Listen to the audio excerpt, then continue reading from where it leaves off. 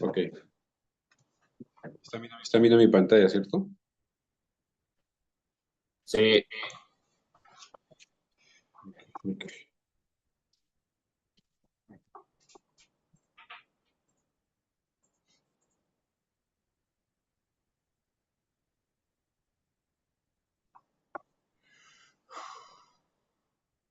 Hola, Licen, buenos días. Disculpe, estaba teniendo muchos problemas con mi Wi-Fi, pero ya lo arreglé. No sé si me puso presente o tarde. Tú eres Romina Silva, ¿no? Romina Silva, ¿cierto? Ajá. Faltaría Daphne Espejo.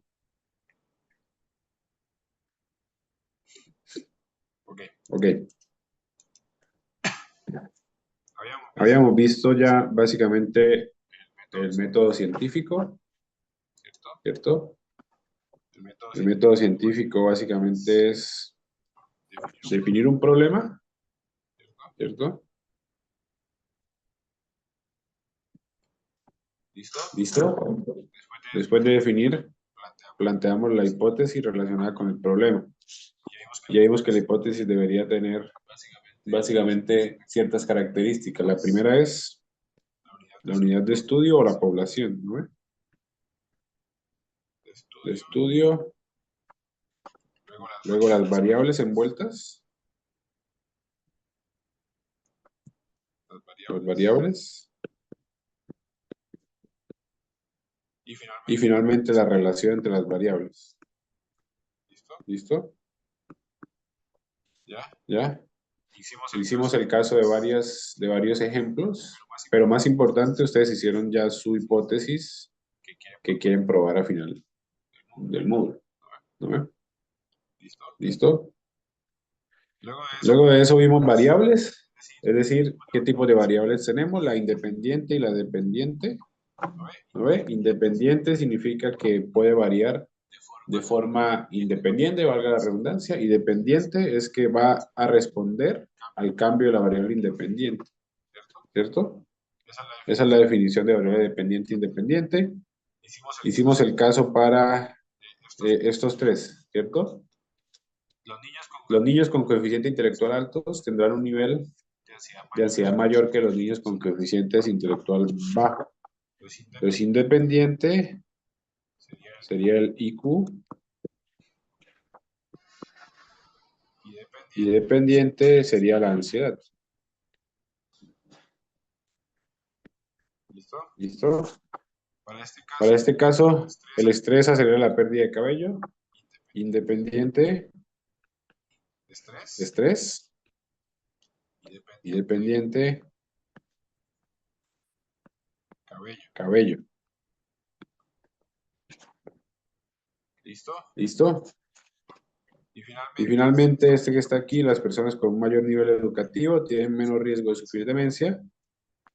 Independiente sería nivel educativo. Y dependiente sería demencia, ¿cierto?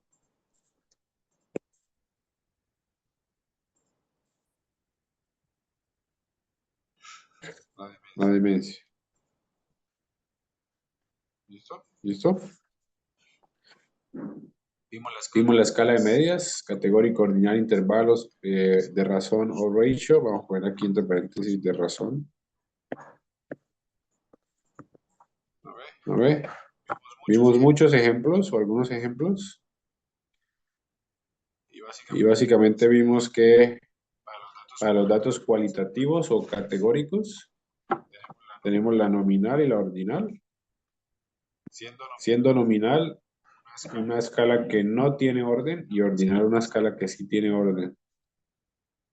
De intervalos y de razón, la de intervalos no tiene cero absoluto y la de razón sí tiene cero absoluto. ¿Listo? Esta de intervalos está relacionada con test de desempeño o test de satisfacción. ¿Cierto? Mientras que la ratio o la de razón son como variables más físicas, como por ejemplo el tiempo, el peso, el dinero. En este caso, sí existe 0 segundos, sí existe 0 kilogramos y sí existe 0 pesos. No hay cambio, ¿cierto? Es decir, no puedo decir que un peso equivale a 0 pesos, básicamente. Hicimos los ejercicios y ya nos vamos para medidas de tendencia central, que también lo vimos. Vimos frecuencias, distribución de porcentaje y frecuencias relativas. Tenemos un ejemplo que hicimos, una encuesta donde se hace la pregunta de cuál es la gaseosa que consume. Esas son las frecuencias y simplemente lo que hicimos fue pasar a frecuencias relativas, es decir, dividir sobre 200. Y nos dimos cuenta que si sumamos esto da 1, exactamente. Y si sumamos esto da exactamente 100. ¿Listo? ¿Ya? Quedamos aquí, entonces sigamos. Dice, suponga que usted realiza una encuesta preguntando cuántas tazas de café consume al día. Los resultados se encuentran en la tabla de abajo, es decir, lo que ustedes ven ahí. Determine las frecuencias relativas y los porcentajes para cada una de las opciones. Entonces, ¿cuál es el primer paso para poder sacar frecuencias relativas? ¿Alguien se acuerda?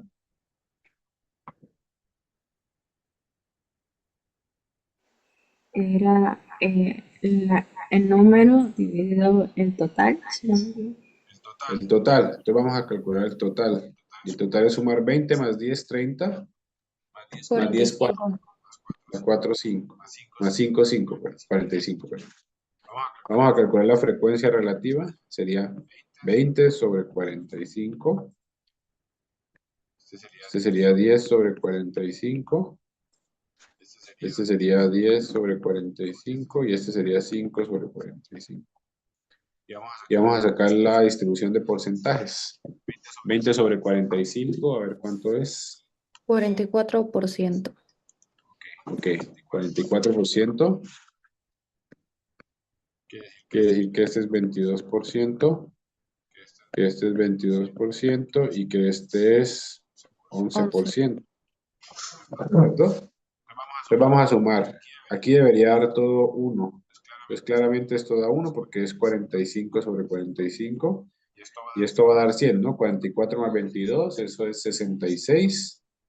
Más 22, 80 y... Algo que está mal aquí no me da. 44 más 22, 66, 68, 78, 88, 89. Me está dando 99. Tenemos por ahí un 1% perdido. Sí, da 100. ¿Queda 100?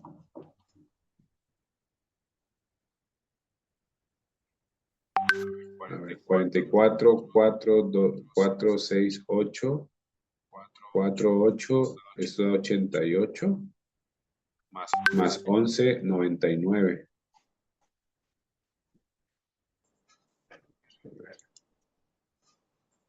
Calculadora. Perdón, déjeme hacer rápido esto. Eso es 20 sobre 45. Ok, es 44.444.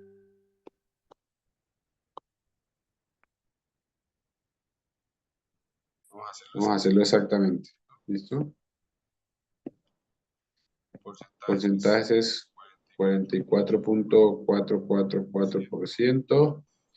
Ese sería 22%.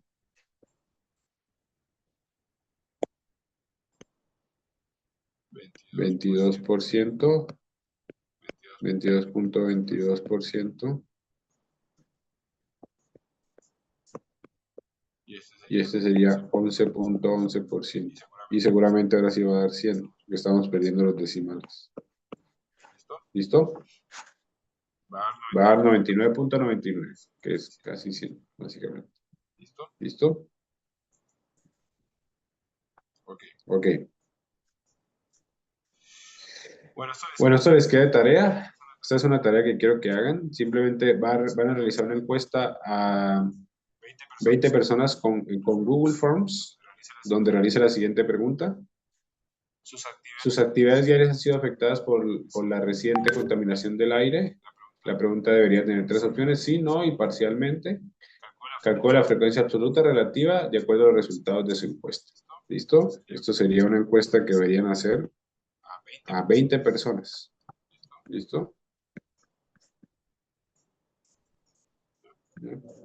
Para que les quede más fácil, háganlo en los grupos de trabajo que tienen para su proyecto. ¿Ok? Y esto lo deberían O sea, subir en grupos de 3, o sea, nuestros grupos. en los grupos de trabajo del proyecto. Sí. O sea, nosotros 3 juntos hacemos la encuesta. Exactamente. Y tienen que conseguir 20 personas que contesten la encuesta. Ok. Y con Y eso se van a... pueden ser 20 personas fuera de la universidad, digamos. Sí, no es necesario que sea la universidad. Ah, ya. Puede ser nuestra familia. Sí, puede ser la familia, puede ser lo que quieran.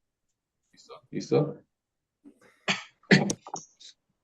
Entonces, lo que me van a hacer es, para tener la evidencia de que hicieron la encuesta, van a exportar el Google Forms como PDF, o como, no como PDF, como Excel. Lo pueden bajar. ¿Cierto? Y van a juntar el cálculo de las frecuencias relativas y el cálculo de los porcentajes. ¿Listo? Para darles un chance de que encuentren 20 personas, vamos a dejarlo para mañana a medianoche. ¿Ok? Mañana, o sea, hasta mañana a medianoche. Sí. Ok. ¿Listo? Ok, vamos a repasar población y muestra. Vamos a ver bien eso en las siguientes diapositivas, pero de todas maneras vamos a repasar. ¿Cierto? Cuando yo hablo de población, si ustedes ven en la figura, la población es básicamente todos y cada uno de los elementos de mi interés. ¿Cierto? Para probar una hipótesis. Por ejemplo, en el caso de ustedes, la mayoría puso que quieren trabajar con los estudiantes de psicología. ¿Cuál sería la población de los estudiantes de psicología? Pues todos y cada uno de los estudiantes de psicología. Todos. ¿Cierto? Esa es la población. ¿Cuál es la muestra? La muestra es básicamente un conjunto de elementos que representan a la población. ¿Cierto?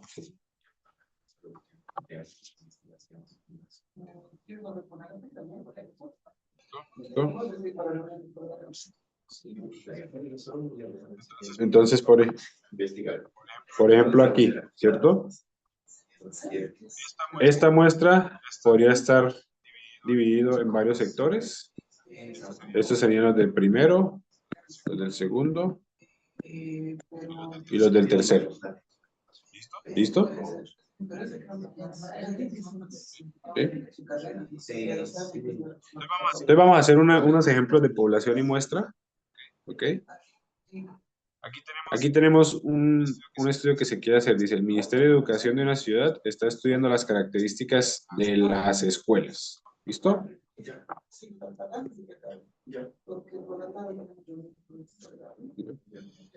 La población sería todas las escuelas de la ciudad, ¿cierto?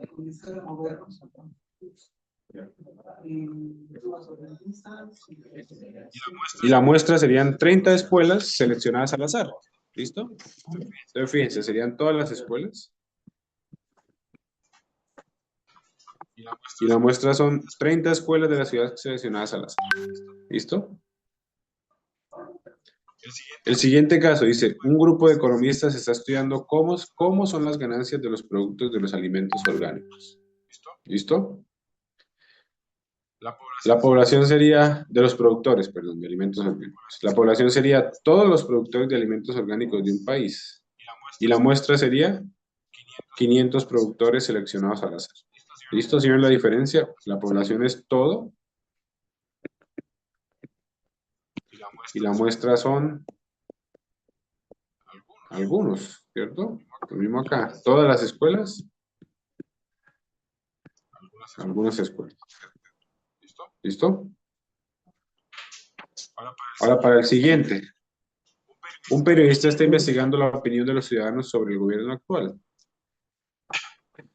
La población sería todos los ciudadanos mayores de 18 años, absolutamente todos, ¿cierto? Que eso los incluye seguramente ustedes.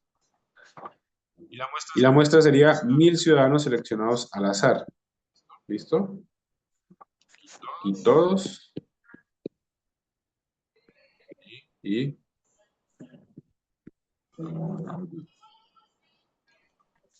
¿ya? Siguiente, una revista de música está investigando cuáles son las canciones más escuchadas por el público. ¿Listo? Población sería todos los habitantes de la ciudad y la muestra sería 3000 individuos elegidos al azar. Ahora selección al azar no es tan al azar. Vamos a ver unos métodos para hacer una muestra que no esté, digamos, parcializada o sesgada. ¿Listo?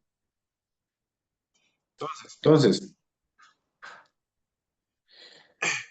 para la hipótesis que ustedes plantearon, es decir, la que plantearon ayer, ¿cierto? Volvamos a la misma hipótesis. Determine cuál es la población objetivo de su potencial estudio. ¿Listo? Luego piense en la factibilidad de acceder a los datos necesarios de su población. Es decir, qué tan factible es hacer encuestas a los elementos de su población. ¿Listo? ¿Ya? Ahora, y piensen cómo hacer esa muestra. ¿Listo? ¿Cómo van a hacer la muestra? Eso lo estudiaremos en la siguiente clase o en la siguiente diapositiva, pero vayan pensando cómo hacer la muestra. Es decir, cómo sacar una muestra. Analizando un sector de la población o el sector que queremos estudiar. ¿Perdón? Analizando el sector de una población. Vuelvo a lo mismo. Sería la hipótesis que ustedes plantearon ayer, ¿cierto? ¿Cuál es la población de la hipótesis que ustedes plantearon ayer?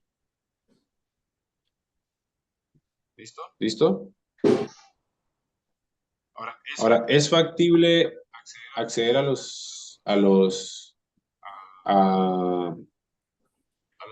individuos de esa población? ¿Es factible? Yo creo que la mayoría puso, no sé si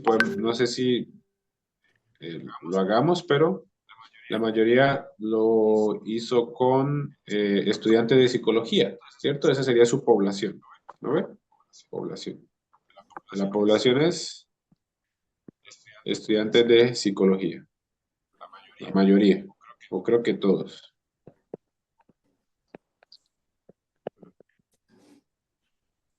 Esos estudiantes incluyen básicamente de primero a último semestre, ¿cierto? Todos los estudiantes, hombres, mujeres, primero a último semestre, ¿ya?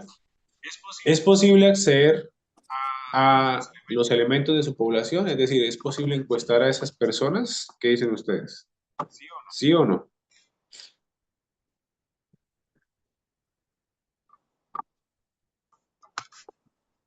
Sí. Sí, ¿cierto? La mayoría de estudiantes es asequible, ¿cierto?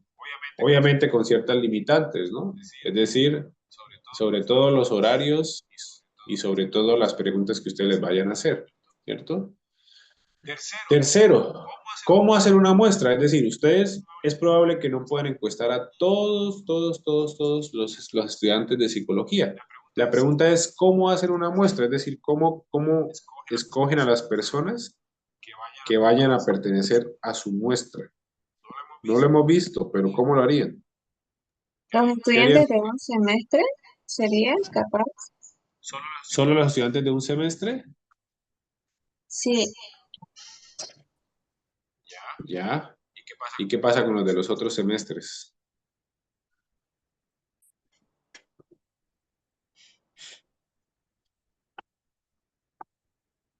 Tienen que tener en cuenta que básicamente dentro de su población ustedes pueden dividir su población de varias formas. Primero por semestre, primero, segundo,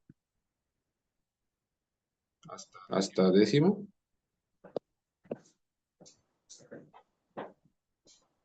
Perdón.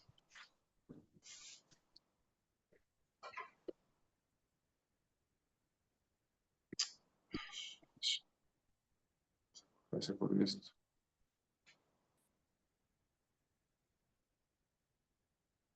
Perdón, está un poco. Ok, de primero, segundo hasta décimo, ¿cierto? Para que su muestra sea lo más parecida a su población, ustedes deberían escoger estudiantes de primero, de segundo y de décimo semestre. Deberían estar todos los estudiantes. Además, deberían escoger estudiantes hombres y mujeres, ¿cierto? ¿Por qué? Porque si ustedes escogen solamente hombres, su encuesta va a estar parcializada hacia la opinión de los hombres o hacia las vivencias de los hombres en ciertas situaciones. Mientras que si ustedes encuestan solo mujeres, va a ser lo mismo, ¿cierto? Ahora, si ustedes escogen estudiantes del primer semestre, van a saber la opinión de los estudiantes del primer semestre, pero claramente la opinión del primer semestre al décimo es probable que cambie. Entonces deberían escoger elementos de cada uno de los sectores, ¿cierto? Eso lo vamos a ver más adelante, pero básicamente son formas de hacer muestras para que no estén sesgadas. Si es que agarran, como dice Maffer, creo, y solamente escogen de primer semestre, lo que va a pasar es que su encuesta va a estar sesgada a la opinión de las personas del primer semestre. ¿Listo? ¿Ya? Ok, vámonos para tipos de medidas numéricas. Seguramente ustedes en estadística descriptiva vieron dos, ¿cierto? Medidas de posición, que están acá, y medidas de variabilidad, que están, ¿cierto? ¿Ya? Vamos a hacer un repaso de ambas. Y luego de eso entramos a definición de población, muestra, sesgo y tipos de muestra. ¿Listo? Esto que está aquí lo vamos a ver. Y esto que está aquí también probablemente lo veamos. ¿Listo? Porque esto ya está relacionado con inferencia estadística. Mientras que eso está relacionado con estadística descriptiva. Esto es inferencia. Y esto que está aquí ya es estadística multivariada. Que también vamos a ver. ¿Listo? Entonces, empecemos con la medida de posición. La medida de posición básicamente proporciona información resumida de los datos que se están estudiando. ¿Listo? Aquí tenemos básicamente una estadística, ¿cierto? De un equipo de fútbol o de un jugador, ¿cierto? Y dice goals scored over the last 7 games. Lo que significa básicamente es que en el primero marcó 1, en el segundo 3, en el tercero 4, en el quinto 6, en el sexto 6, en el séptimo 7 y en el octavo 8. ¿Listo? Entonces, hay varias formas de resumir esto. Una es la media, que seguramente ustedes ya la conocen. La segunda es la mediana. Y la tercera es la moda. ¿Listo? ¿De acuerdo? Entonces empecemos con la media. La media básicamente proporciona una posición central de los datos. ¿Listo? Entonces, básicamente es como cuando ustedes tienen un lapicero, ¿cierto? Voy a prender la cámara acá. Un rato. No sé si esta o esta.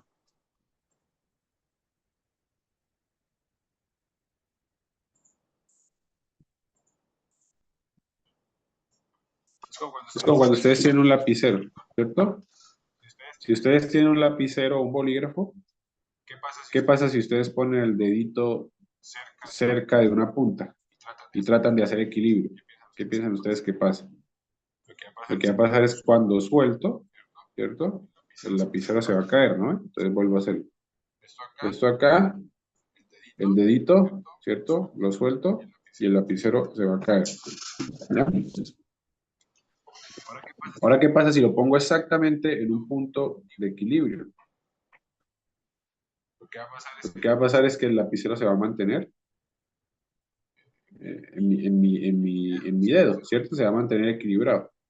Este es el concepto de la media. La media es básicamente un punto de equilibrio, el punto de equilibrio de mis datos. ¿Listo? Es decir, ¿dónde se encuentra el punto? Donde el lapicero no se va a caer y el lapicero serían mis datos, en todo caso. ¿Listo? Volvamos acá.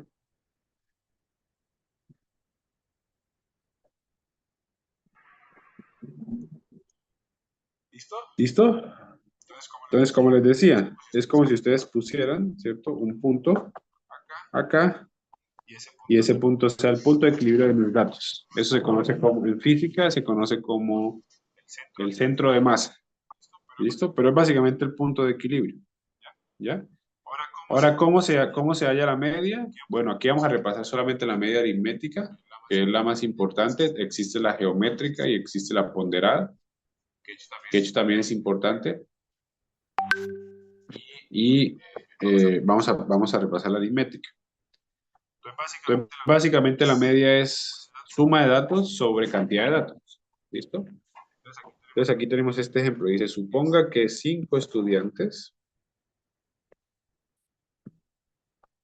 se escogen al azar y se les pregunta la nota de un examen cuya calificación máxima es 50. ¿Listo? Los valores son los siguientes, 46, 54, pero en realidad es 60. La nota máxima es 60. 46, 54, 42, 46 y 32. ¿Listo? ¿Cuál sería la media aritmética?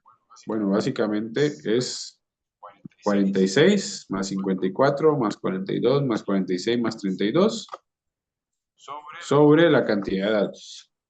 ¿Listo? Y eso me da igual a 44. ¿Ya? También ustedes lo pueden conocer como el promedio, ¿no? Es básicamente el promedio. La media aritmética es el promedio. ¿Listo?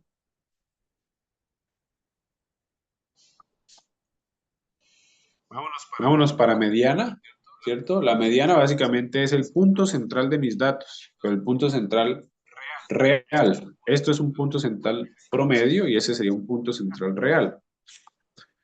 ¿Listo? Entonces, ¿a qué me refiero?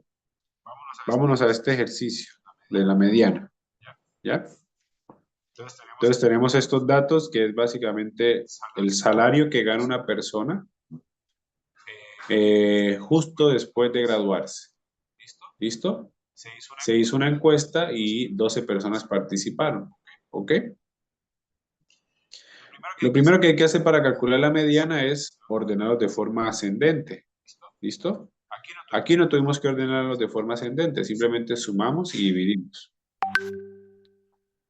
Aquí tendríamos que ordenarlos de forma ascendente. Entonces empezamos, ¿cierto? ¿Cuál sería el menor de todos? Sería 3710, como se ve acá.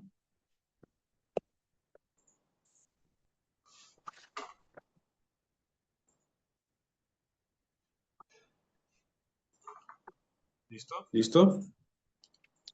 Después viene 3755. ¿Listo? Luego 3850, que sería este.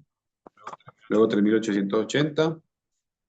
3880 otra vez porque son dos, fíjense, es este y es este.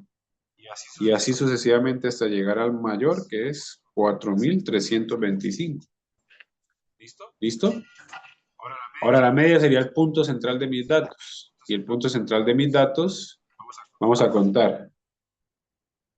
1, 2, 3, 4, 5, 6, 7, 8, 9, 10, 11 y 12. Son 12 datos. ¿Dónde estaría mi punto central? ¿Alguien me puede ayudar?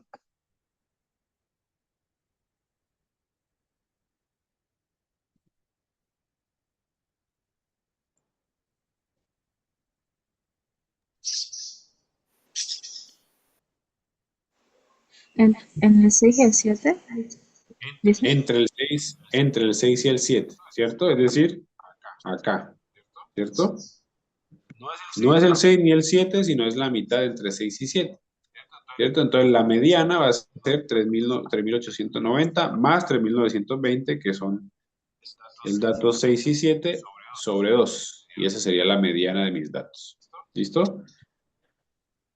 Ese es cuando los números son pares, o cuando la cantidad de datos son pares, ¿cierto? Ahora, ¿qué pasa si yo quito este valor? Vamos a suponer que quito este valor. Ya no existe el dato 12. ¿Dónde estaría ubicada mi mediana?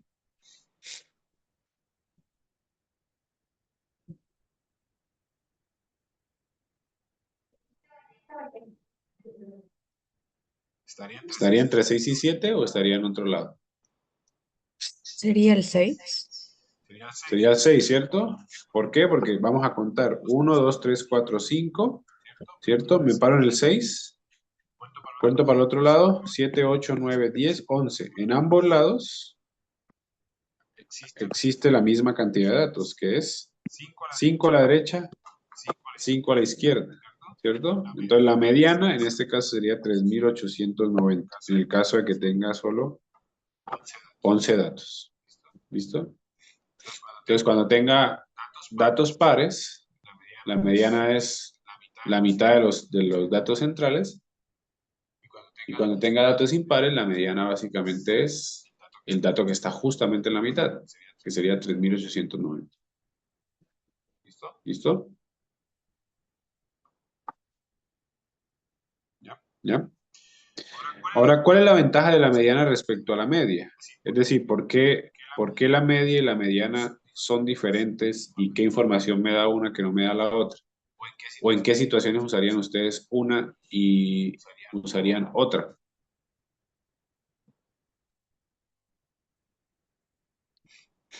¿Alguien? ¿Me puede ayudar?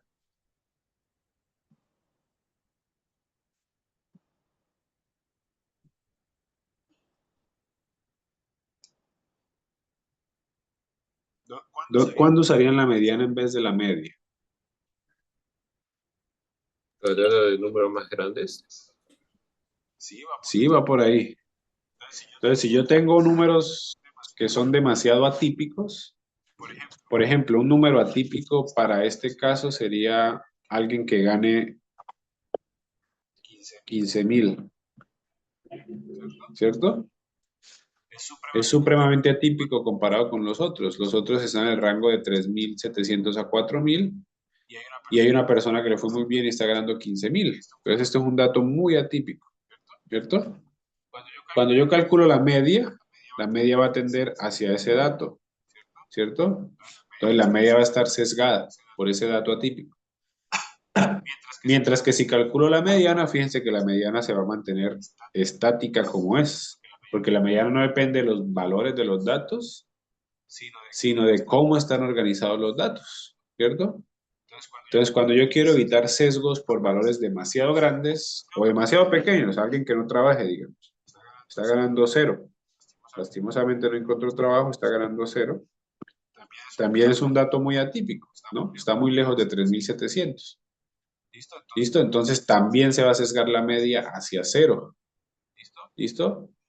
Entonces la mediana básicamente me blinda ese cálculo, ¿cierto?, de datos que son demasiado atípicos. ¿Ya? La moda, como lo dice la palabra, es básicamente el dato que más se repite, ¿cierto? ¿No ve? En este caso tenemos que el salario que más se repite es 3.880, ¿cierto? Porque se repite 2 veces, tiene una frecuencia de 2. ¿Listo? Ahora pueden existir distribuciones bimodales, es decir, supongamos que este no es 4.050, sino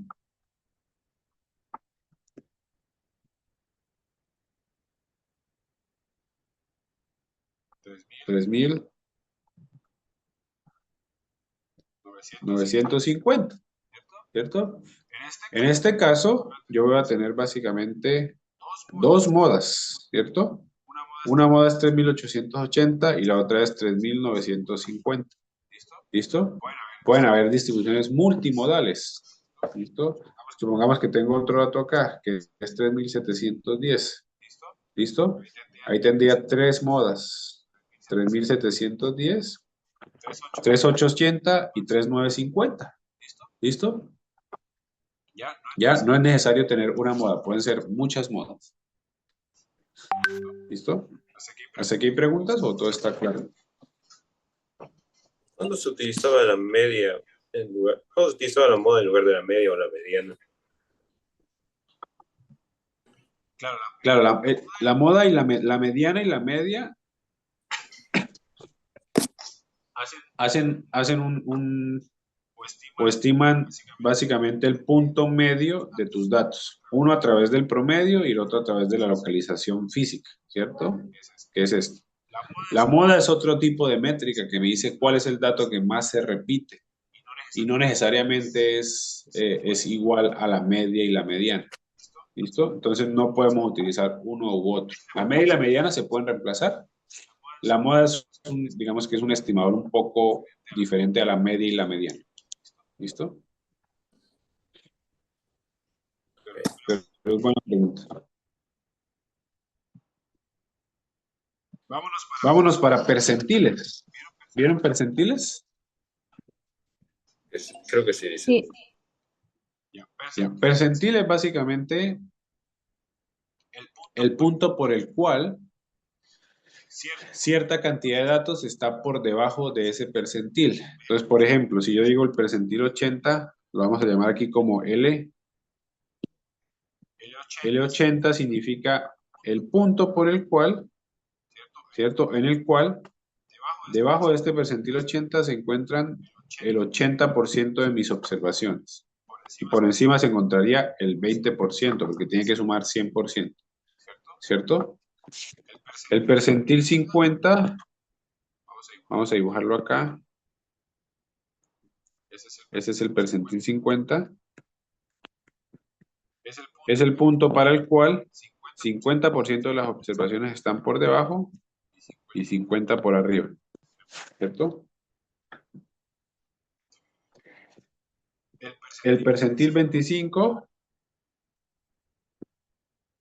es el percentil para el cual, ¿cierto? Este es L, perdón.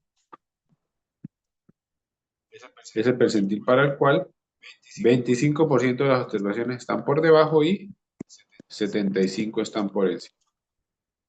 ¿Listo? Ya, también es una medida de ubicación, ¿cierto? Me permite saber a mí, digamos, dónde están acumulados los datos, de alguna manera. ¿Ya? Entonces, ¿cómo se calcula el percentil? Vamos a recordar. Vamos a calcular el percentil 80 de estos 12 datos. ¿Listo? Es decir, dónde se encuentra el punto para el cual el 80% de mis datos están por debajo. ¿Listo? Pero lo primero que hacemos es calcular la posición física. Es decir, vamos a hacer 80 sobre 100. 80 sobre 100 es 80%.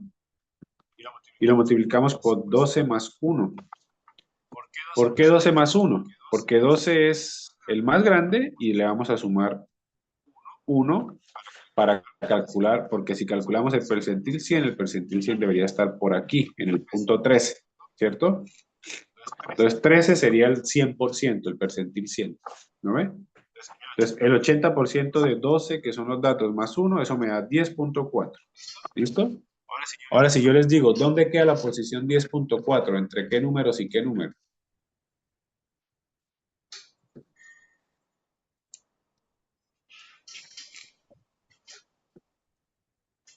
La posición 10.4 está entre qué y qué.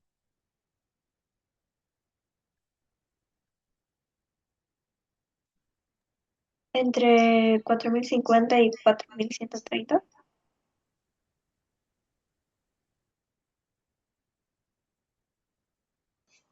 Exactamente, entre 4050 y 4130. ¿Listo? Pero fíjense que no está exactamente en 10 ni en 11, sino en 10.4. Entonces, ¿qué vamos a hacer? Nos vamos a parar en el punto 10, que es 4050, y le vamos a sumar 0.4, que es lo que sobra de la distancia entre el 11 y el 10, que es 4130 menos 4050. ¿Cierto? Entonces, si ustedes hacen ese cálculo, Ese cálculo les da 4082 y ese sería el percentil 80 de mis datos. ¿Listo? Ya, vuelvo y repito. 10.4, ¿cierto? Está entre 10 y 11, pero no exactamente en 10 ni exactamente en 11. Entonces, lo que tengo que hacer es, empiezo en el dato 10 y le sumo 0.4 de la distancia entre 10 y 11 y eso me da 4082. ¿Listo? Vamos a calcular el percentil 50. Hagamos lo mismo. Sería 50 sobre 100 por 12 más 1 que es 13 y eso me da 6.5. ¿Listo? ¿Dónde está el dato 6.5? Bueno, está entre 6 y 7, ¿cierto? Pero no está ni en 6 ni en 7. Entonces, ¿qué hacemos? Me paro en el 6, que es 3890, y le sumo lo que sobra, que es 0.5, de la distancia entre el 7 y el 6, ¿cierto? Que es 3920 menos 3890 por 0.5, y eso me da 3905, y ese sería el percentil 50. ¿Listo? Listen, o sea que, digamos, el 3905 significa que el 50% de los datos están debajo de 3905. Exactamente. Ah, ya, ok. El percentil 80, el 80% de los datos está debajo de ese percentil. ¿Listo? Gracias, Listen. Ahora fíjense que hay algo muy curioso y es que el percentil 50 resulta ser la mediana también,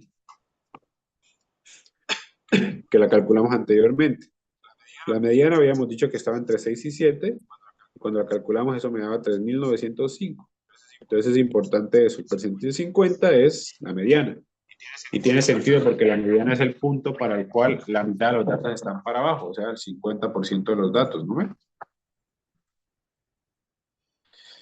Vamos a ver los casos especiales, que son los cuartiles.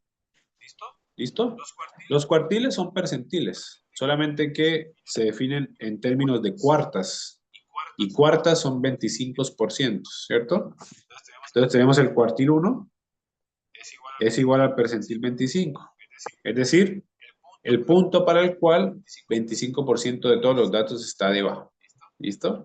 Hacemos el cálculo, sería 25 sobre 100 por 12 más 1. Recuerden, 12 más 1, 13, porque el percentil 100 se encuentra en el dato 13. ¿Listo? Y eso me da 3.25. ¿Ya? Mismo análisis, estaría entre 3 y 4, ¿cierto? Entonces sería 3.850, que es el 3, más 0.25 por distancia entre 3 y 4, y eso me da 3.857.5. Por debajo de ese punto está el 25 y por encima está el 75. Cuartil 2, que es el mismo percentil 50, que es la misma mediana, es 50 sobre 100 por 12 más 1, y eso ya lo hicimos y me dio 3.905, ¿cierto? Entonces cuartil 2, cuartil 1 es 25, cuartil 2 es 50 y cuartil 3 sería 75. ¿Listo? Entonces sería 75 sobre 100 por 12 más 1, y eso me da 9.75, mismo análisis, estaría entre 9 y 10, ¿cierto? Agarro el 9 y le sumo 0.75 de la distancia entre 10 y 9 y eso me da 4.025. ¿Listo? ¿De acuerdo? ¿O hay preguntas? Fíjense que de cuartiles estamos yendo de cuarta en cuarta, es decir, de 25 en 25. Obviamente el cuartil 4 sería 100%, pero 100% estaría en 13, básicamente. ¿Listo? ¿Tienen preguntas? ¿Cómo hizo el anterior cálculo? ¿El de cuartil? Un poco, o sea, el de cuartil en esta parte. A ver. El último, por ejemplo, el de cuartil 3. Cuartil 3 es 75, ¿cierto? ¿Por qué? Porque el cuartil 1 es 25, estamos yendo de cuarta en cuarta, y un cuarto es 25%. El cuartil 1 es 25, el cuartil 2 es, perdón, ¿Qué dice? Otra vez. El cuartil 2 es 50 porque le sumo 25 y el cuartil 3 es 75 porque le sumo otros 25, ¿cierto? Sí. A ver. ¿Ya? Vamos a hacer el cuartil 3. El cuartil 3 sería 75 sobre 100, que es 75%, por 12 más 1, ¿cierto? ¿Por qué 12 más 1? Porque tenemos 12 datos y el percentil 100 se encuentra en el dato 13, un dato después. Eso me da 975. 975 está entre 9 y 10. Entonces agarro la posición 9, que es 3950, y le sumo lo que sobra, que es 0,75, por la distancia entre 10 y 9, es decir, 4050 menos 3950, y eso me da 4025. ¿Listo?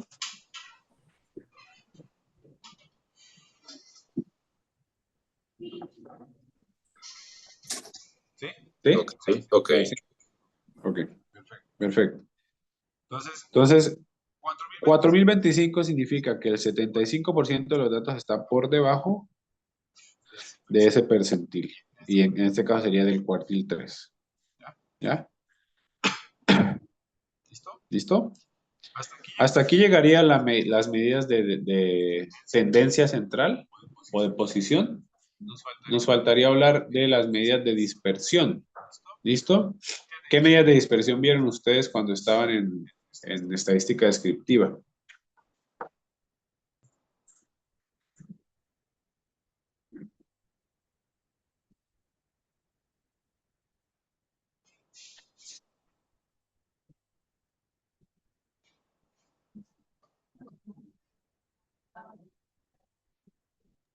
Listen, disculpe, ¿a qué se refiere con medidas de dispersión? Medidas de dispersión, es decir, formas de cuantificar qué tan dispersos están sus datos, qué tan separados están. ¿Vieron alguna medida de dispersión?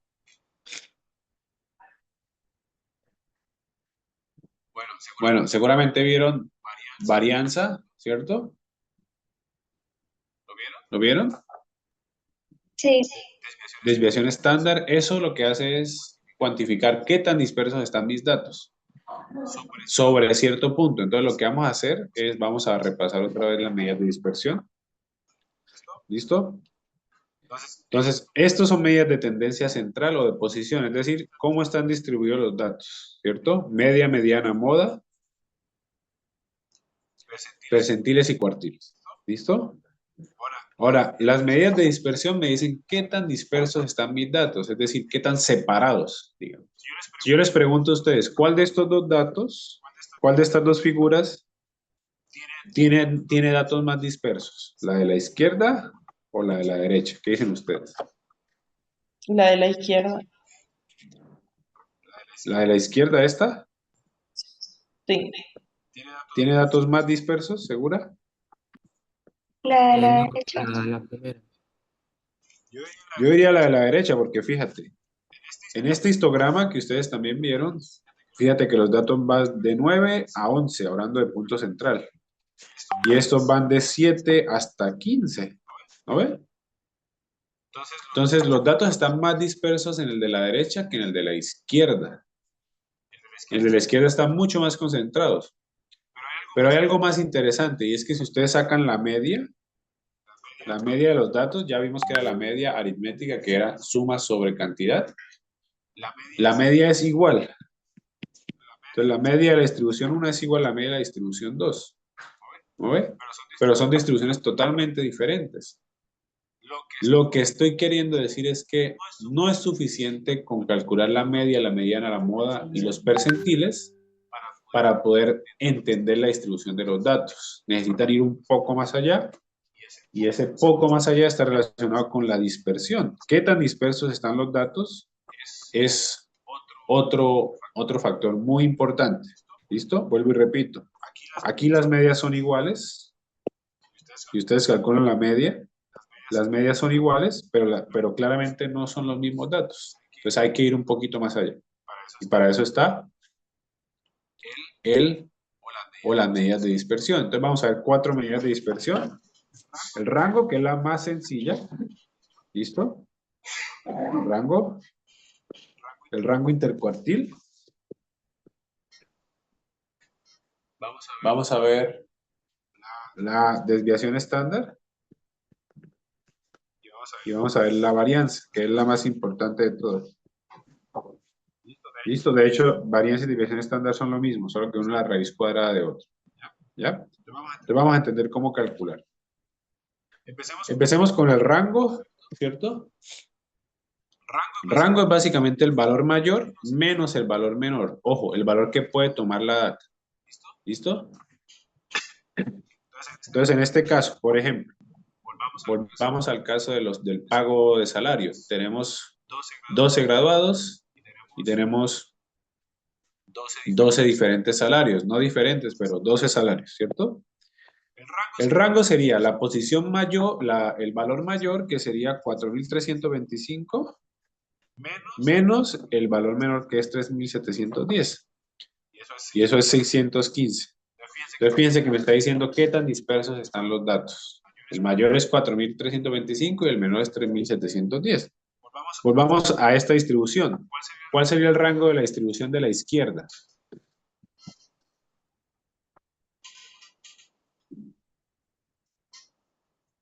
O sea, de esta. ¿Cuál sería el rango?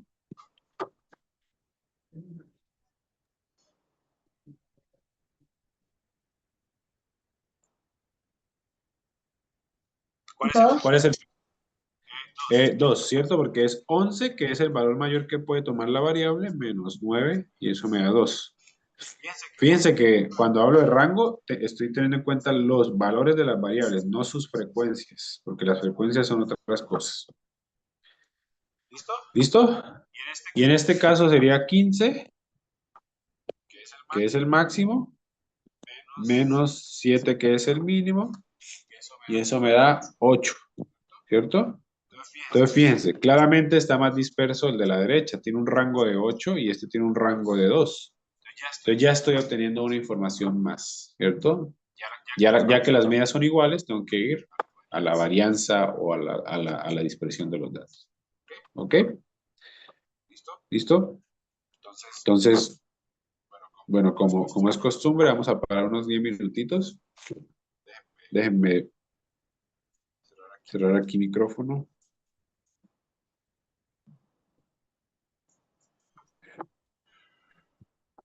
Eso. En 10 minutos, por favor. Ok, Lisa.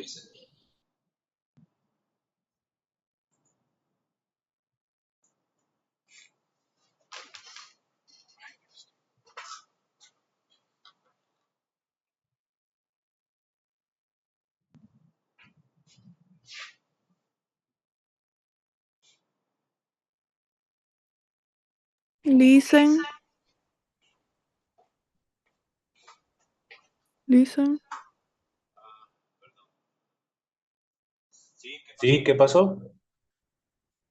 Le quería escribir algo por el privado, porfa, si puedes responderme. Ok, no hay Ya. problema.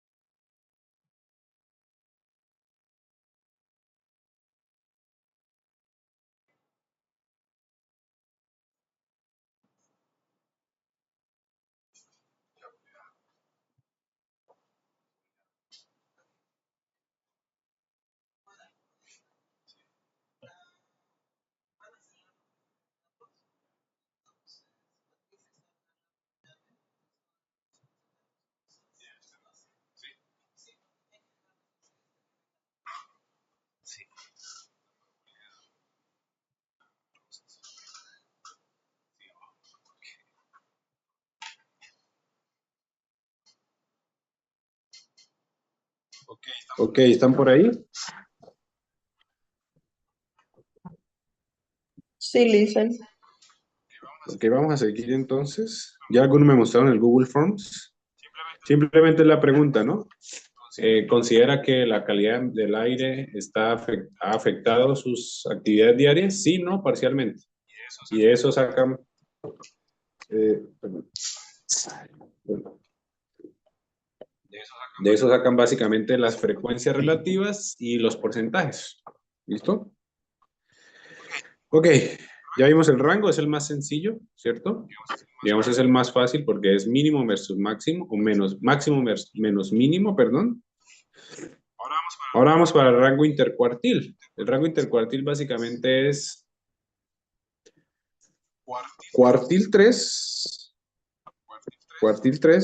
¿cierto? Menos cuartil 1. Y recuerden, cuartil 3 es lo mismo que tener percentil 75 y cuartil 1 sería percentil 25. Ahora, ¿quién me ayuda a interpretar ese rango intercuartil? ¿Qué estoy calculando yo? Cualitativamente hablando, cuantitativamente hablando, ¿qué estaría calculando yo?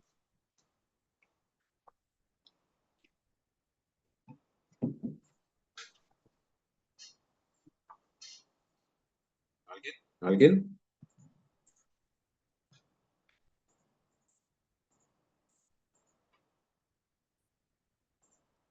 Los datos que están entre el 25 y el 75%. Sí. Y eso significa el 50% de los datos centrales, ¿cierto? Entonces vamos a hacer aquí una grafiquita. ¿Listo? Tenemos el cuartil 1 y tenemos el cuartil 3. El cuartil 1, por definición, tiene 25% por debajo. El cuartil 3 tiene 75 por debajo, lo que quiere decir que tiene 25 por encima, ¿cierto? Entonces, fíjense, estoy calculando el 50% de los datos centrales, ¿cierto? Y esto que está aquí son las colas, se llaman las colas de la distribución. ¿Listo? Entonces, eso es lo que está haciendo mi rango intercuartil. Calcula el 50% de los datos centrales. Entonces, vamos a hacer el ejemplo. ¿Otra vez?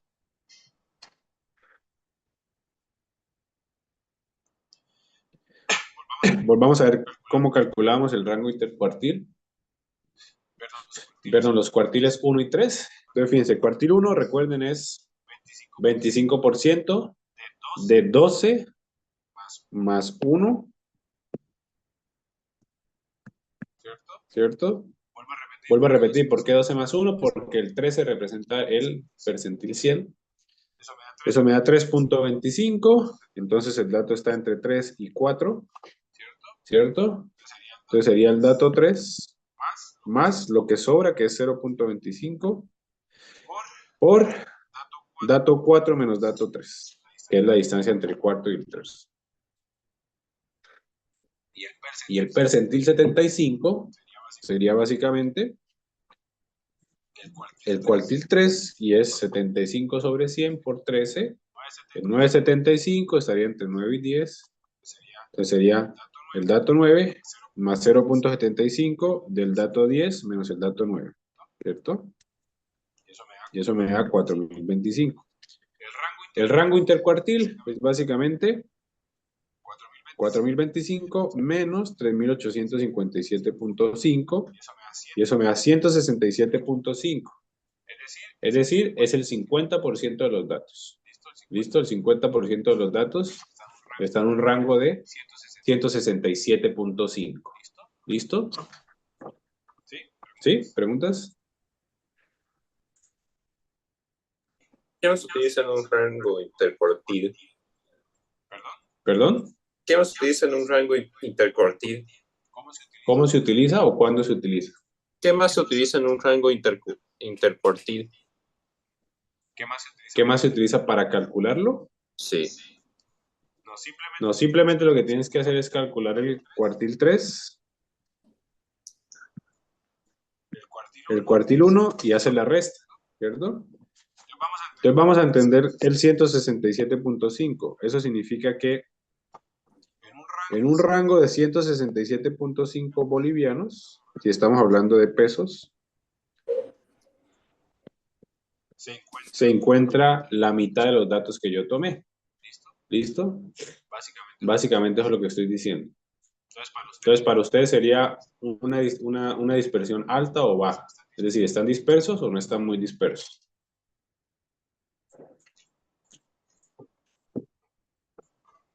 ¿Qué dicen?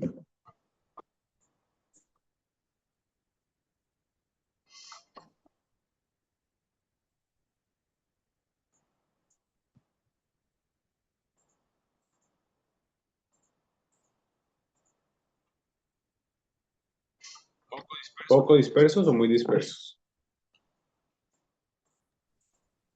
Un poco dispersos. Yo creería que están poco dispersos, ¿no? Porque 167 pesos no es una dispersión muy alta. Sí. ¿Listo? Entonces ahí podemos empezar a entender un poco los datos, ¿no? ¿Listo? Entonces ya tenemos rango intercuartil, rango. Vámonos para varianza. Le hice una preguntita antes. ¿Sí? Arriba, no es que dice la Q, que es cuartil 1, creo, es igual a L. ¿Qué significa la L? La L es el percentil. Ah, ya, ok. Gracias. Entonces cuartil 1 es igual a percentil 25. Cuartil 2 es igual a percentil 50 y eso es igual a la mediana.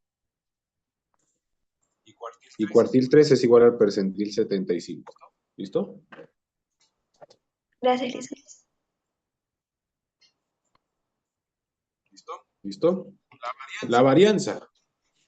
Entonces, la varianza es mucho más interesante. ¿Listo? Seguramente ustedes vieron varianza muestral y varianza poblacional. ¿Listo? Entonces ya sabemos qué es población y qué es muestra. ¿Ya? Esto que está aquí, este simbolito, tal vez no lo entiendan, pero esto es sumatoria. ¿Listo? ¿Qué es sumatoria? Si yo pongo sumatoria de n, desde n igual 0 hasta 5, eso es igual a tener 0 más 1 más 2 más 3 más 4 más 5.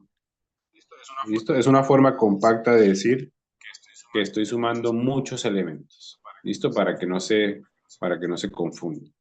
¿Ya? Hay dos tipos de varianza, la muestral y la poblacional. ¿Listo? Vamos a empezar con la muestral. Sería sumatoria de xi menos media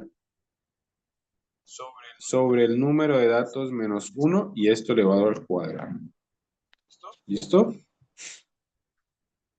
¿Ya?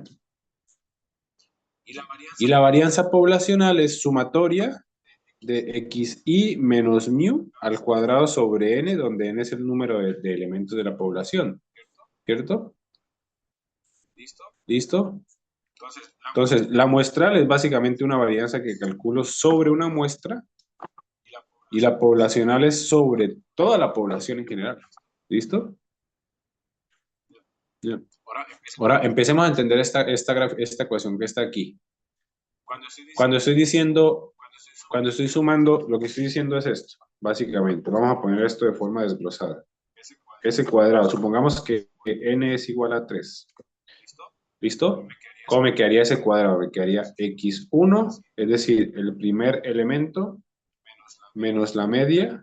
La media ya la calculamos, es la media aritmética al cuadrado, más x2, menos media al cuadrado, más x3, menos media al cuadrado, y todo eso sobre 3 menos 1. Esa sería la varianza muestral para una muestra de 3 elementos. Por aquí me puede ayudar a entender esto. ¿Qué es x2 menos media al cuadrado? ¿Qué estamos cuantificando ahí?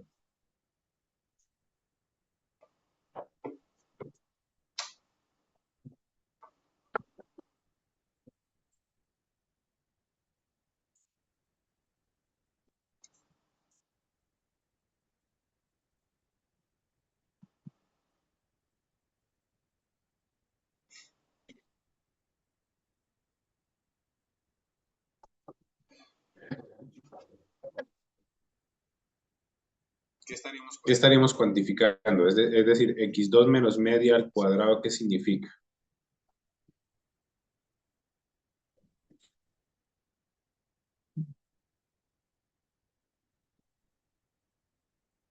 ¿Alguien?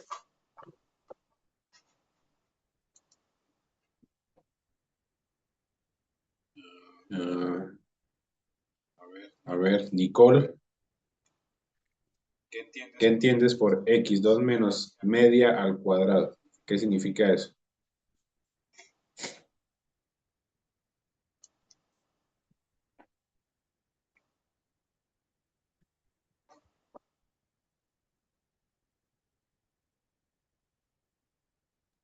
Listen, no estoy segura, pero sería como que cada dato de nuestra muestra menos la media Sí, cada dato de y nuestra elevado al muestra cuadrado. cuadrado. ¿Listo?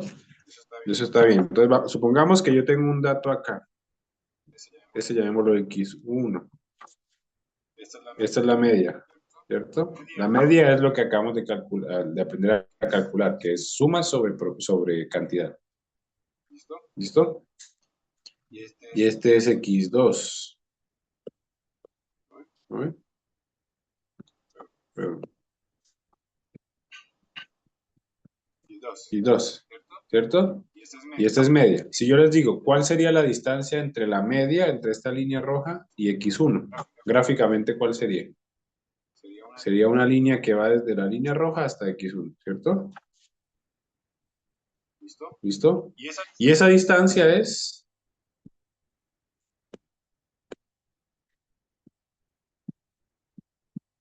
x1 menos media. ¿Listo? Entonces, x1 o xy menos media representa la distancia del punto a la media. ¿Ya? Lo mismo acá. ¿Cuál es la distancia desde x2 hasta la media? Sería x2 menos media. ¿Cierto? ¿Lo ve? Ahora, ¿por qué creen ustedes que elevo al cuadrado esto? Al cuadrado. Para calcular la varianza.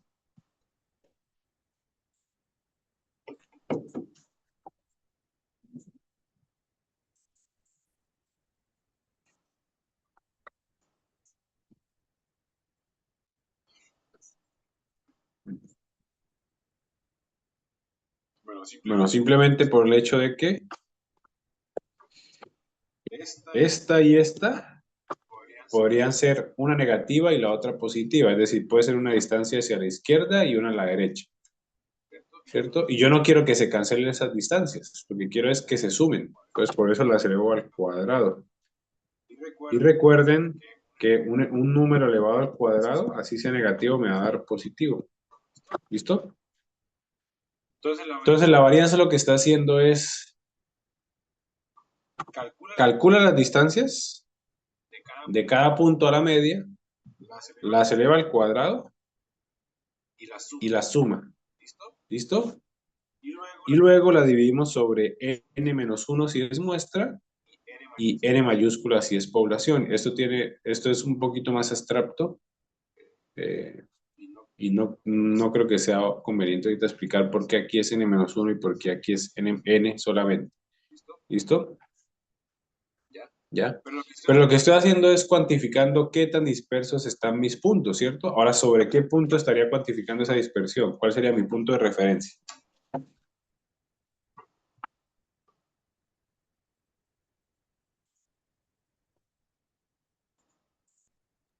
La media, Sobre la media, ¿cierto?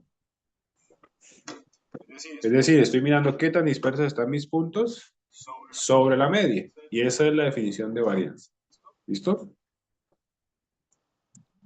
¿Ya? Aquí está más o menos cuál es el problema. Es decir, por qué en la varianza muestral es n minúscula menos 1 y por qué aquí es n mayúscula. Y básicamente es porque cuando yo hago la muestra, la media va a estar sesgada a esa muestra, pero no vamos a hacer mucho énfasis aquí. Solamente tengan en cuenta que si es muestra es n-1, ¿cierto? Y si es población total es n mayúscula. Entonces vamos a hacer el ejemplo acá. ¿Listo? Entonces tenemos 5 estudiantes, y cada uno tiene una nota, la que habíamos hecho la vez pasada, ¿no? 46, 54, 42, 46 y 32.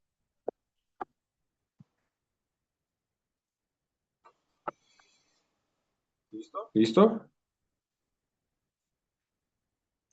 Cuando calculamos la media da 44, ¿cierto? Vamos a calcular la distancia de cada punto a la media. Aquí sería 46 menos 44, eso me da 2. Aquí 54 menos 44, eso me da 10. Aquí 42 menos 44, eso me da menos 2. Aquí 46 menos 44, eso me da 2. Y aquí 32 menos 44, se da menos 12. ¿Listo? Esa es la distancia de cada punto con respecto a la media, o también desviación sobre la media se llama. ¿Listo?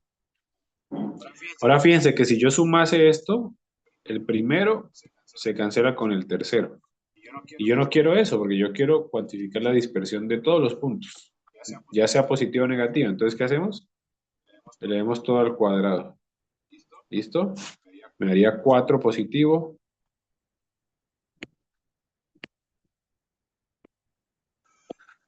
4 positivo. 10 al cuadrado 100. Menos 2 al cuadrado es 4. 2 al cuadrado es 4. Y 12 al cuadrado es 144. Luego la sumamos. Y la suma es 256. ¿Listo? Ahora, ¿cuál sería la varianza de esos datos? Sería básicamente 256 sobre 5 menos 1, y eso me da 256 sobre 4, o sea, 74. ¿Listo?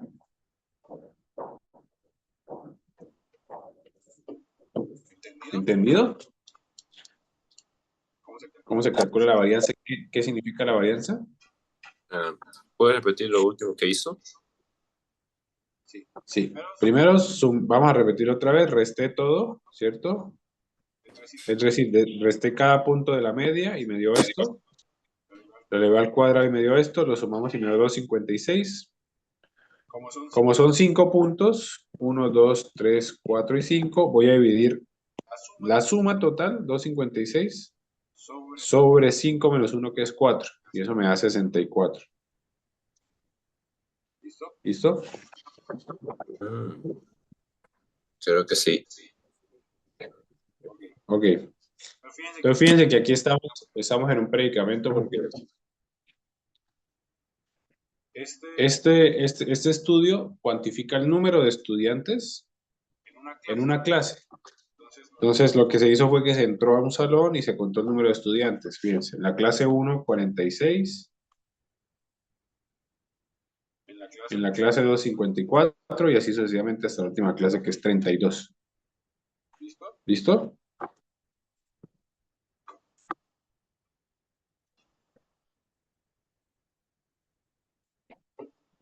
¿No ve? Entonces, la pregunta para ustedes es,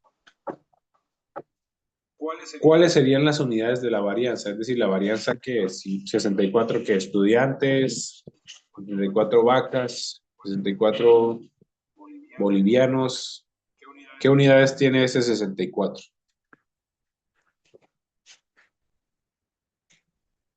¿Estudiantes? ¿Estudiantes? Sí, porque dice eso. En realidad sería estudiantes cuadrados. ¿Por qué estudiantes cuadrados? Fíjate, porque tú estás restando estudiante de la media, eso es estudiantes, ¿cierto?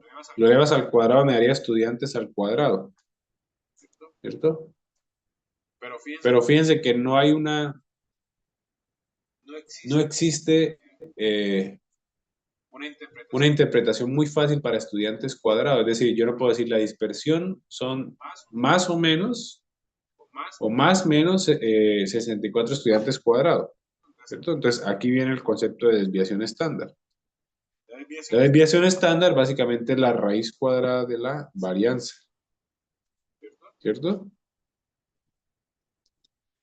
¿Por qué? Porque yo quiero tener unidades que sean más interpretables para mí como persona. ¿No ve? Entonces, la desviación estándar es la raíz cuadrada de la varianza. Y en este caso, por ejemplo, teníamos 64 estudiantes cuadrados de varianza, pero si sacamos la raíz cuadrada me quedaría 8 estudiantes. ¿Qué quiere decir? Que la dispersión es de más menos 8 estudiantes. Es decir, cuando ustedes agarran un salón al azar, ¿cierto? Ustedes esperarían encontrar 44 estudiantes en promedio, más menos 8. ¿Listo? ¿Ok?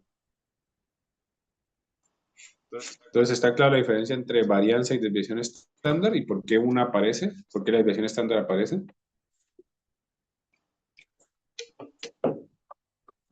Listen, no entendí lo de más menos 8. Ok, volvamos a lo mismo.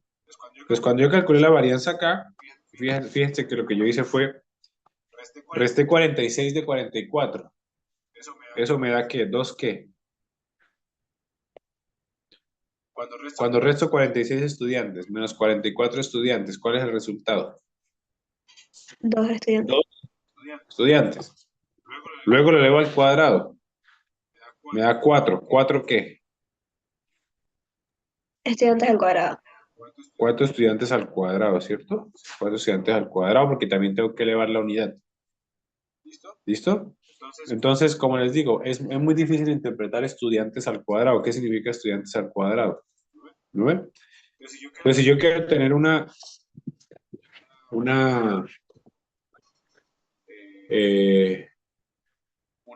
medida de dispersión más posible de interpretar, lo que tengo que hacer es sacamos la raíz para obtener la unidad original que sería estudiantes. Entonces, la desviación estándar, simplemente la raíz cuadrada de la varianza, y me daría 8 estudiantes. ¿Listo? Ahora sí puedo decir, en promedio yo puedo encontrar 44 estudiantes en un salón, más menos 8. Y ese más menos 8 viene dado por la desviación estándar. ¿Listo? Pero más o menos se espera tener ese tipo de datos. 44 estudiantes, que es el promedio, y más menos 8, que es la desviación estándar, o la STD. ¿Listo? ¿O preguntas?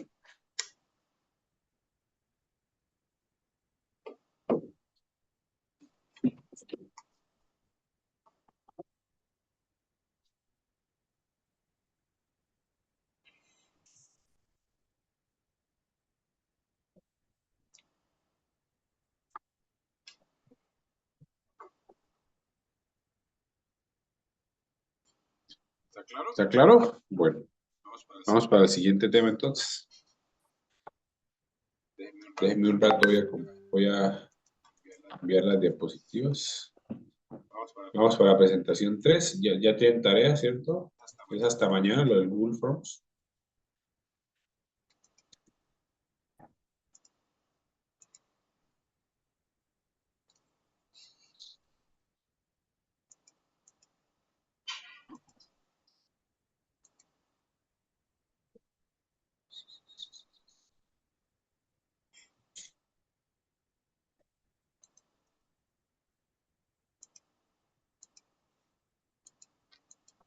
Ok.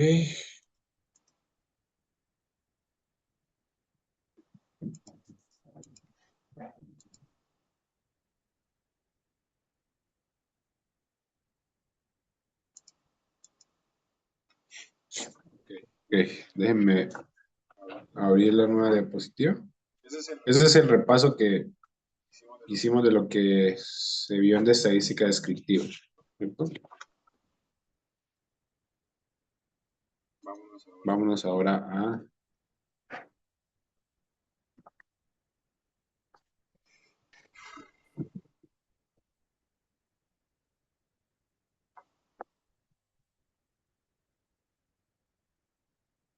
Perdón. Por dentro.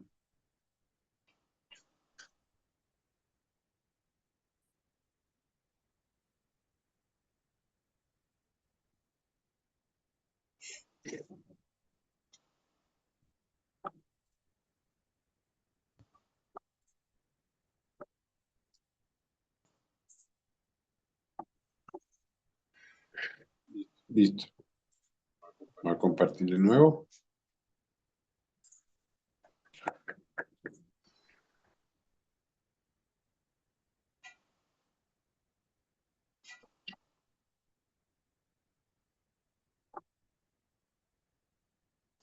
¿Ven mi pantalla? Sí, listen, se puede ver. Sí, listen.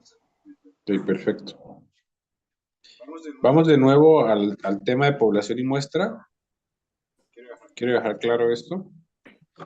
Entonces, vuelvo y repito, población, ¿sí? Población es todos y cada uno de las personas o individuos, no necesariamente personas, ¿cierto? Que pertenecen a la unidad de análisis, ¿cierto? En el caso de, por ejemplo, lo que hicimos, lo que ustedes hicieron son todos los estudiantes de psicología, pero por ejemplo, en el ejemplo que dimos, de que el gobierno quiere ver el desempeño de los colegios, cada unidad sería un colegio, ¿cierto? ¿Listo? Y la muestra es básicamente escogencia de ciertas actores o individuos que pertenezcan a la población. ¿Listo? Ahora, ¿por qué creen ustedes que tengo que hacer? Tengo que construir una muestra a partir de mi población. ¿Por qué no simplemente trabajo con mi población entera?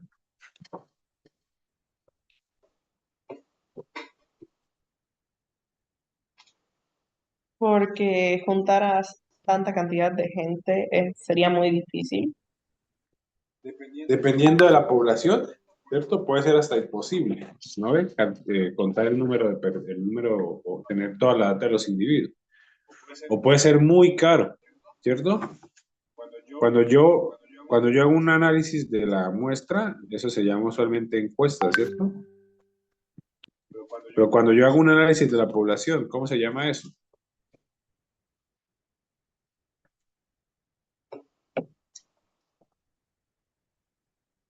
Eso se llama censo, ¿cierto?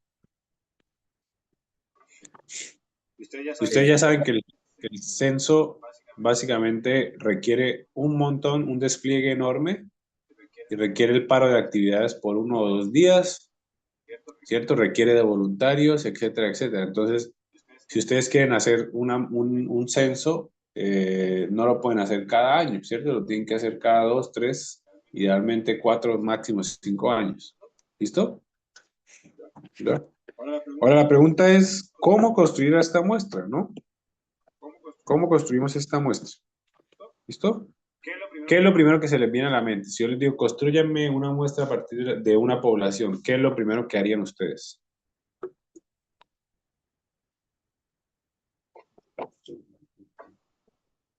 Lo primerito.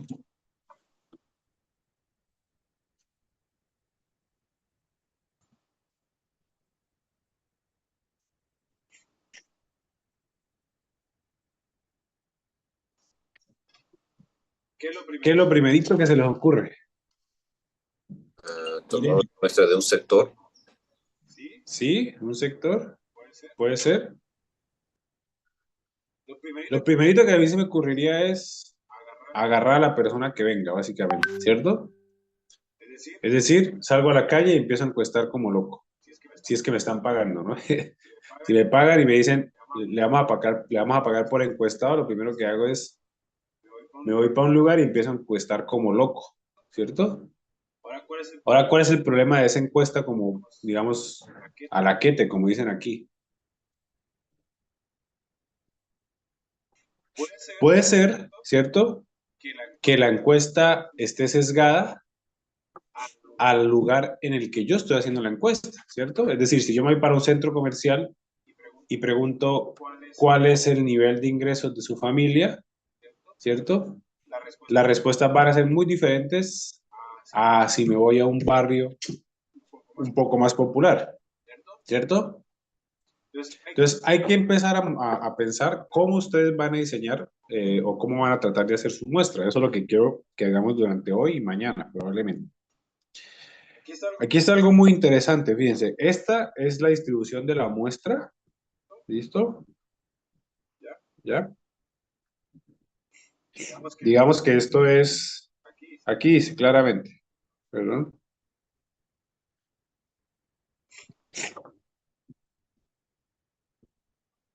¿Listo? Esta es la talla, seguramente de zapatos, ¿cierto? Esta podría ser probablemente 45 o 50 y esta podría ser básicamente 30.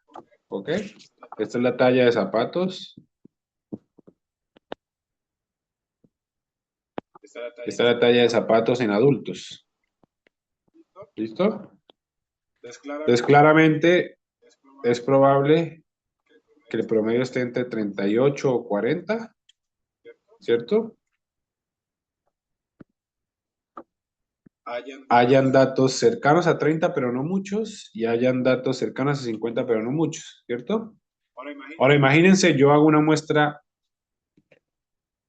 mal, una muestra sesgada, ¿cierto? Es decir, me voy para un lugar, por ejemplo, algo muy interesante, me voy para un lugar donde juegan básquetbol, ¿cierto? Me voy para una cancha y entrevisto a todas las personas. ¿Ustedes qué esperan? Que las personas que jueguen básquetbol calcen muy grande, muy pequeño o en promedio, o un promedio. ¿Qué dicen ustedes? Que tengan el pie más grande. Que tengan el pie más grande, ¿cierto? Entonces, ¿qué va a pasar? Cuando yo hago la encuesta, ¿cierto? Yo quiero hacer una encuesta que me diga cuál es la talla más común en Bolivia. Me voy para una cancha de básquetbol y obviamente, pues no obviamente, según lo que sabemos, la mayoría de jugadores de básquetbol tienen una talla muy grande, ¿cierto? De zapatos. Entonces mi encuesta va a estar sesgada porque la hice en el lugar que no era correcto, ¿cierto? Entonces está mal diseñado. ¿Sí? Perdón, ¿preguntas? Paola, creo.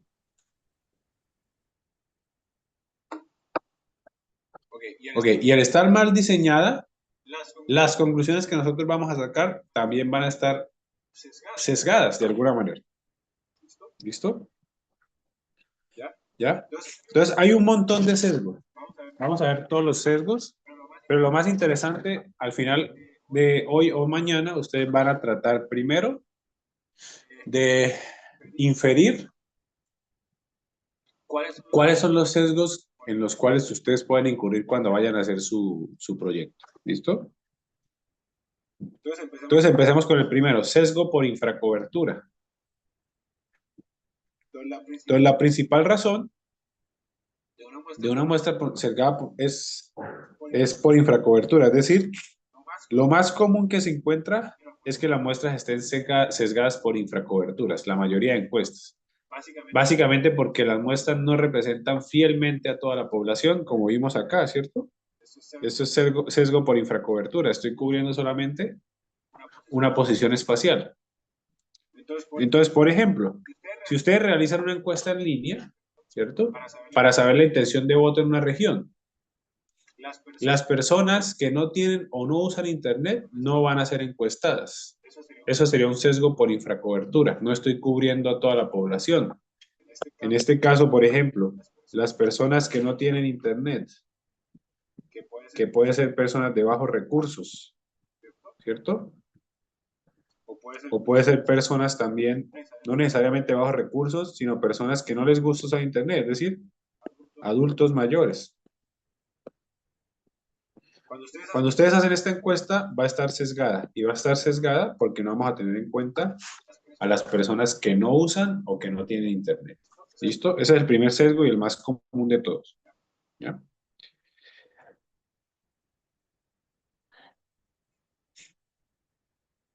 ¿Listo? Vamos a uno parecido al que hicimos ahorita. Es decir, el ejemplo del básquetbol. ¿No ve?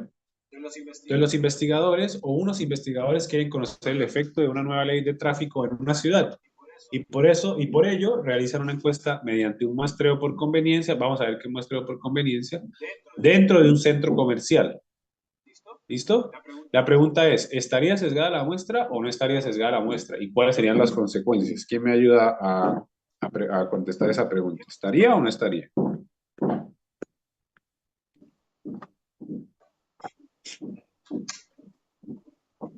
¿Qué dice?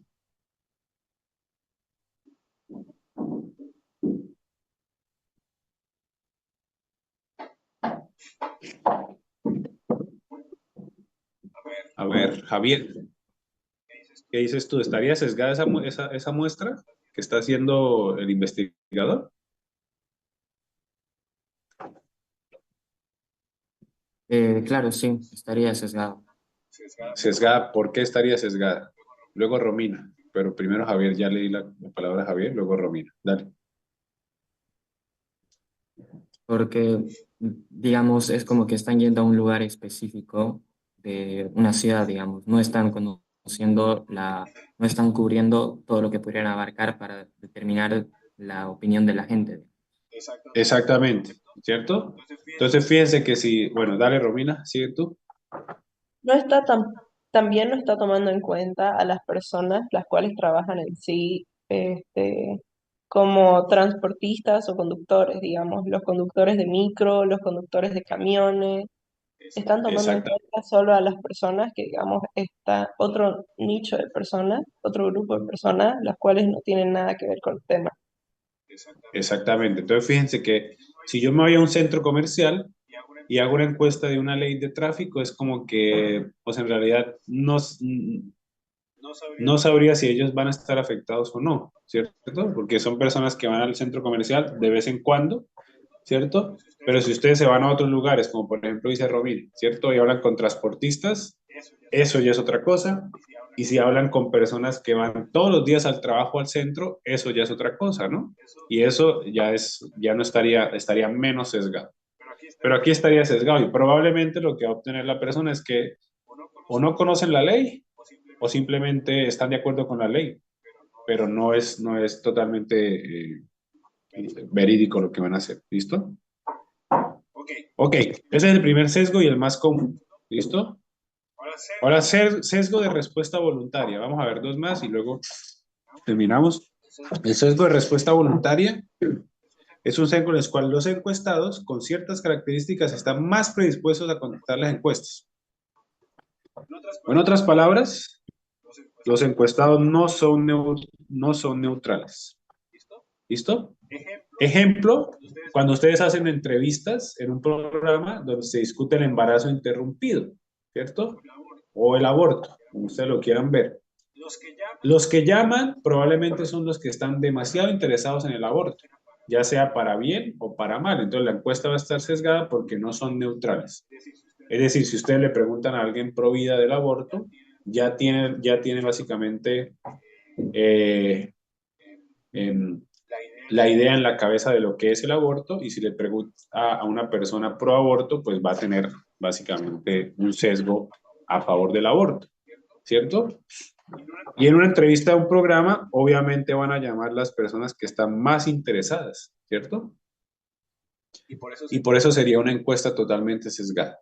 Ahora, otra cosa importante, otro ejemplo importante es la política, ¿cierto? Usualmente los que llaman para participar en programas, etcétera, son personas que ya tienen una ideología política clara. Entonces también están sesgados, ya sea a favor o muy en contra del gobierno. Si ustedes recapitulan un poco, no sé si veían este programa que se llamaba Cabildo Digital. Ellos hacían conversaciones políticas y el 99% de las personas que llamaban tenían, estoy diciendo 99 solamente por decir, tenían un un sesgo político, ya sea o muy a favor o muy en contra del gobierno. Era muy poco común encontrar a alguien que de verdad analizara con datos cuál era, digamos, el, el desempeño del gobierno, ¿no? ¿Listo? Esa sería la primera. La primera es infracobertura, la segunda es respuesta voluntaria y la tercera es supervivencia. ¿Listo? La supervivencia es básicamente tener en cuenta en la encuesta a los que sobrevivieron. ¿Listo?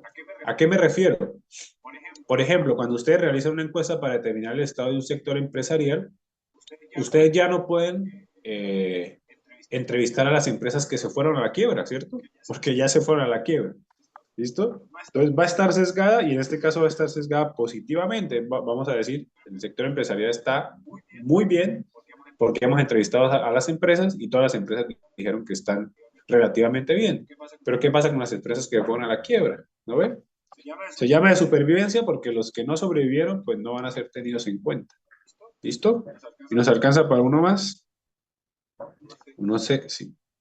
No sé, es que quiero llegar hasta que ustedes tengan que hacer. Es que son varios. No. Vamos a discutir la tarea brevemente, pero quiero ir uno por uno. El sesgo de falta de respuesta, y este van a tener ustedes mucho cuidado.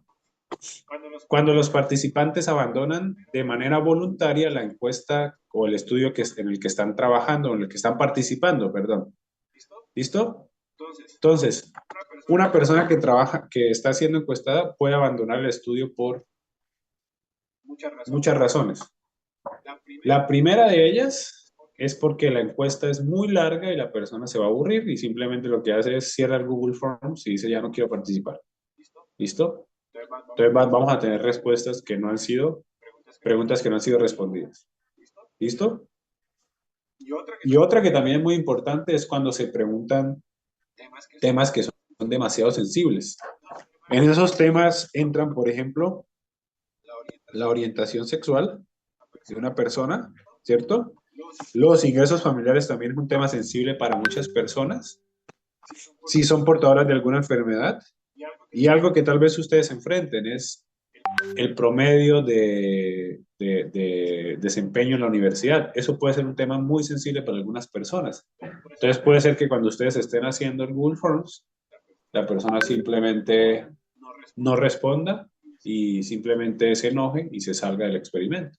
¿Listo? Eso se llama el sesgo de falta de respuesta. ¿Ya? ¿Okay? Entonces, basado en lo que hemos visto hoy, ¿cierto? Faltan algunos, o varios, perdón. Quiero que vayan pensando en algo. Solamente con los que hemos visto hoy. Es decir, vamos a repasar. Infracobertura. Respuesta voluntaria. Supervivencia. Y falta de respuesta. ¿Cuáles de esos cuatro hasta ahora que hemos visto? ¿Cuáles de esos cuatro hasta ahora que hemos visto pueden sufrir ustedes cuando realicen su experimento? ¿Listo? ¿Pueden sufrir por infracobertura, sí o no? ¿Pueden sufrir por respuesta voluntaria, sí o no? ¿Pueden sufrir por falta de respuesta, sí o no? ¿Y por qué? ¿Listo? Y si dicen sí, ¿cómo evitarían el sesgo? Es decir, ¿cómo evitarían un sesgo de falta de respuesta? Un sesgo de supervivencia. El de supervivencia no sé. ¿Cómo evitarían el sesgo de respuesta voluntaria y cómo evitarían el sesgo por infracobertura? Hasta ahora esos cuatro. ¿Listo? Cuando veamos mañana el resto, pues vamos a hacer con el resto en la clase. ¿Ya? No sé si tienen alguna pregunta en particular.